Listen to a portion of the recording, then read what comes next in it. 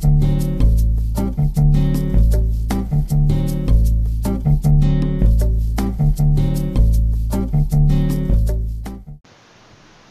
្តីថ្ងៃនេះខ្ញុំនឹងបង្ហាញអំពីតកតងជាមួយនឹងការ sale ណា sale យើងមាន3ប្រភេទទី1ជាមួយតកតងជាមួយនឹងការ sale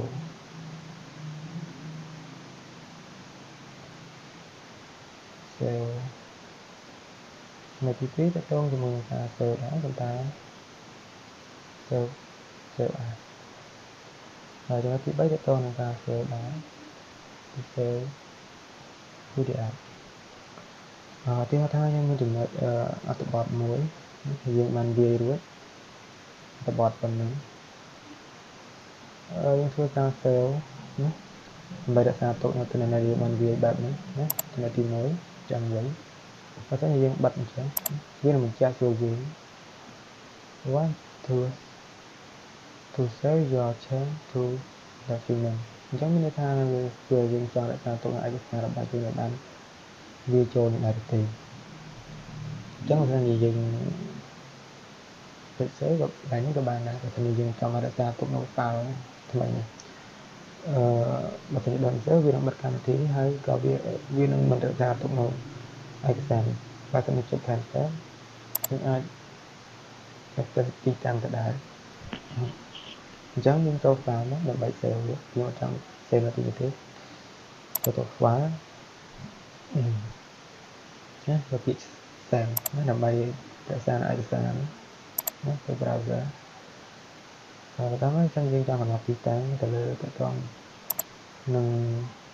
ឯកសារនេះដោយសារទី1ឯកសាររបស់យើង save គឺវាចូលទៅក្នុង document photo តែម្ដងដោយសារនៅក្នុង option របស់វាគឺកំណត់ឲ្យវា save ក្នុង document ប៉ុន្តែយើងអាចកំណត់នៅទីតាំងផ្សេងទៀតបានឬក៏យើងអាចជ្រើសរើសឲ្យខ្លួនឯងយើងទៅនៅរក្សាទុកនៅ drive E ឬ drive E ឬកំណត់បង្កើតនៅ folder ថ្មីមួយដាក់នៅទីនេះបានឥឡូវខ្ញុំ save ធម្មតាយើងនឹងចូល document បន្តមកទៀតយើងគិតថា file ណាប្រភេទឈ្មោះនៃឯកសារដែលយើង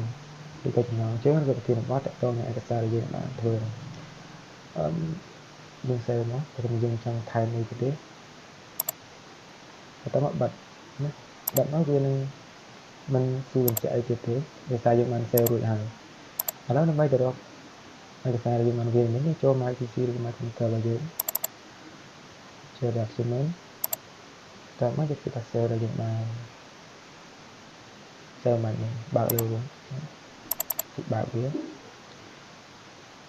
ដោយសារតែយើងបើកនៅត្រង់នេះគឺលក្ខណៈថាយឺតយ៉ាវបន្តិចឬក៏អាចពិបាករកដោយសារឯកសារនេះគឺវាពិបាករកដោយសារបើសិនជាឯកសារយើងធ្វើការមួយវត្តឬការងារផ្សេងច្រើនវារសារនៅក្នុង document គឺពិបាករកប៉ុន្តែបើសិនជាយើងចង់ឲ្យស្រួលជាងនេះយើងបើកម្មវិធី Word របស់យើងណាបន្ទាប់មកយើងមើលពាក្យកន្លែង Word Recent នេះគឺមានបញ្ជាក់ថា today ឬក៏ឯកសារដែលយើងទៅបើកពីថ្ងៃឬក៏ទៅបើកចុងក្រោយនេះគឺវាស្រួលរកមែនតើណានេះពាក្យ save បើកលើនេះចុចលើវាអាចវាយបន្តណាវាបន្តទៀតបើសិនជាយើងបាត់គឺវានឹងបញ្ជាក់សួរយើងបន្ថែមម្ដងទៀតថាយើងចង់រក្សាទុកដែរឬទេប៉ុន្តែបើសិនជាយើងចង់ save អាចចុចណាកន្លែងនេះវាងាយស្រួលទេណាបើតែយើងចង់ save ទៀតយើងគ្រាន់តែចុច control ណា control អក្សរ F ក៏បានឬក៏ចុចត្រង់នេះណា save លើនេះក៏បានដូចគ្នាវានឹងរក្សាទុកនៅប្រភេទឯកសារនេះពេលយើងបាត់ទៅគឺវាអត់ស្រួលទេណាឥឡូវការ save ទី1នេះបានបញ្ចប់ហើយខ្ញុំសូមចូលទី2តទៅនឹងការ save as save as គឺជាការបំលែងនៅឯកសារ file Word មួយទៅជា file Word មួយទៀតឬក៏ file Word បន្តគ្នាគឺថាវាអាចឡើង2ឡើង3ឡើង4ទៀតតែយើង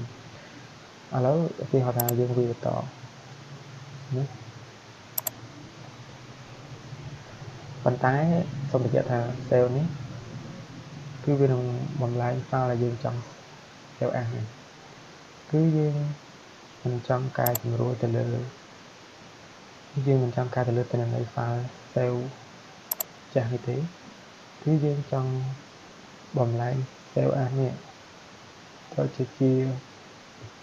file Word មួយផ្សេងទៀតហើយទិន្នន័យចាស់នៅដដែលប៉ុន្តែយើងកើត file Word ថ្មីដើម្បីងាយស្រួលតាមដានទៅរក file ចាស់នេះហើយយើងបានទីទិន្នន័យយើងខុសយើងចង់កែអញ្ចឹងដល់ពេលយើងកែទៅយើងដឹងថាចំណុចណាមួយដែលយើងខុសនោះ file ចាស់នេះគឺនៅមានស្រាប់បើតែយើង save ដដែលគឺមានន័យថាទិន្នន័យនេះនឹងជាប់គ្នាឬយើងលុបណាលុបទៅគឺយើងទៅរកនេះអត់ឃើញទេគឺ file តែមួយអញ្ចឹងវាពិបាករកគឺរកមិនឃើញថាយើងលុបបាត់គឺយើងមកថែមផ្សេងទៀតហើយមួយទៀតនេះតើតើនឹងការកំណត់ទីតាំង Word នេះទីតាំងឬការ save ថ្មីមួយទៀតដើម្បីបំបែកហ្នឹងបំបែក file នេះទៅជា file ថ្មីមួយទៀតឥឡូវធ្វើការ save as យើងកែយើងបានកែទៅឲ្យយើងកែយើងវាយវាបន្ថែមចុច file ទៅជា save as ពី browser ទៅយើង save ទៅ document ទៅ document ទៅបន្តមកទៀតយើងថាយើងកែណាដើម្បីងាយស្រួលទីឲ្យយើងកែយ៉ាងណាថ្ងៃ10ណាកែ12016ណាយើងកែនៅថ្ងៃហ្នឹងអញ្ចឹងយើងអាចទិន្នន័យរបស់យើងនេះកែថ្ងៃហ្នឹងងាយស្រួលក្នុងការរកថ្ងៃទីណាយើងចូលបាត់វិញហើយទៅរក file នេះ file document យើងវា load ឲ្យនេះថ្ងៃទី10បើថាយើងកែទៀតថាអូខុសទៀតហើយថាអត់ត្រូវទេចុះយើងវាយទៀតយើងឧទាហរណ៍យើងលុបប៉ុណ្ណេះថាខុសយើងវាយថែមទៀតចុច file ចុច save as ដែរ browser document ទៅឲ្យសារវិរុទ្ធបន្ទាប់មកយើងដូរថ្ងៃគឺថ្ងៃ11យើងកែទៀតស្អែកកែទៀតថ្ងៃ11 save ទៀតអញ្ចឹងដល់ពេលដែលយើងធ្វើអញ្ចឹងតែយើងទៅរកទិន្នន័យចាស់គឺទិន្នន័យចាស់វានៅមានយើងអាចយើងទៅរកទិន្នន័យចាស់ដែលយើងបានកែនោះទិន្នន័យយើងបាននិយាយរួចទិន្នន័យចាស់ចាស់យើងអាចទៅតាមដានរកទិន្នន័យចាស់ចាស់បានទាំងថែមទៀតគឺងាយស្រួលមែនតើតែទិន្នន័យយើង save វាយ save ទៅរក file ចាស់អត់មានអញ្ចឹងយើងទៅតាមដានឯកសារអត់មានឯកសារចាស់អញ្ចឹងយើងកែទៅរកចាស់អត់មានមួយទៀត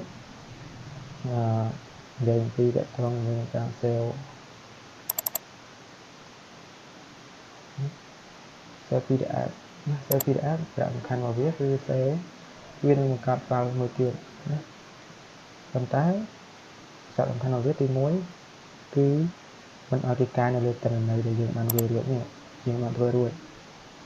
តែយើងធ្វើឲ្យរួចជោគជ័យហើយគឺយើងអាច save as save PDF ចូល save as ឲ្យមកដូរ file ទៅ save PDF ហើយមួយទៀតលក្ខណៈដែលយើងsave PDF នេះនៅទី2គឺរក្សាទង់គ្រាកដើមបើថានៅប៉ុណ្ណឹងបើមិនវាអត់រញ៉េរញ៉ៃបើមិនជាយើងយកទៅ print អីយើងត្រូវ save file PDF ប៉ុន្តែបើយើងពី file Word ធម្មតាយើងយកទៅ print អីគឺដាក់ computer ផ្សេងអីគឺវារត់រញ៉េរញ៉ៃគឺពិបាកកែថាវាអាចលុបដាច់លុបអីធ្វើឲ្យពិបាកក្នុងការកែអញ្ចឹងយើងត្រូវ save file PDF យើងចូល file ចូល save as យកពី browser ទៅដែរហើយយើងកំណត់ទីតាំងតែ file Word វានៅទីនេះគឺវានឹង save file PDF ទៅទីតាំងនោះណាហើយឈ្មោះយើងចង់ដូរហើយនឹងដូរហើយទៅហើយ save as ណាប្រភេទ file ឬប្រភេទ file PDF ឃើញ file PDF រើយក file ហ្នឹងមកបន្តមកទៀតចុច save នេះវាបានឯកសារប៉ុណ្ណឹងមកណាload file PDF ឲ្យណាប៉ុណ្ណឹងគឺយើងអាចកែបានទេពិសេសជាភាសាខ្មែរណាកែបានទេយើងអាច copy នៅពេលយើង copy អង់គ្លេសយើង copy មកប៉ុណ្ណឹងយើងមកប៉ុណ្ណឹងយើងស្រួលកែទេតែខ្មែរអត់ទេវាអាចខុសជាងព្រោះអី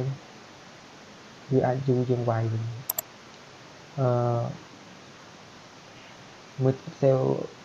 PDF មកទៀតងាយស្រួលដោយសារយើងមិនបាច់ចំណាយពេលទៅជ្រើសរើស file PDF ទេយើងអាចចូល file ដូចនេះបន្តមកទៀតយកពាក្យថា export ណាបន្តមកយើងឃើញពាក្យត្រង់នេះ create PDF បន្តមកយើងអាចជ្រើសទីតាំងដូចគ្នាវាថាប៉ុណ្ណឹង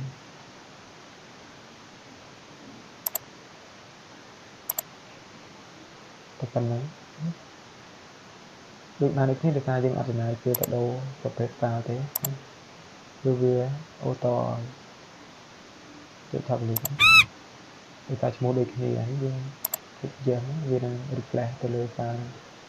អញ្ចឹងមានន័យថាយើងអាច save file PDF នេះពីរបៀបហ្នឹងអរគុណសម្រាប់ការតាមដានទស្សនាវីដេអូនេះសូមអរគុណ